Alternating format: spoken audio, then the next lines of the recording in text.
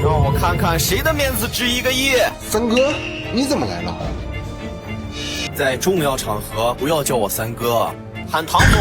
为什么这个迪飞的高总总对三哥这么恭敬？唐总是我们迪飞集团的名誉顾问，我也希望所有跟迪飞合作的公司都能对唐总恭敬一点。老五，你现在找什么人都没有用，你是想跟唐家彻底撕裂？为什么？因为你毁掉了我的爱情。子墨，你真的从来都没有喜欢过我吗？从小到大，我只喜欢人人哥哥，从来没有喜欢过你。那你那时候对我的暗示？也许你误会了，那时候我得了病，眼睛有时候克制不住的眨眼而已。都是我一厢情愿啊！好啊，那你们韩家也别想好过。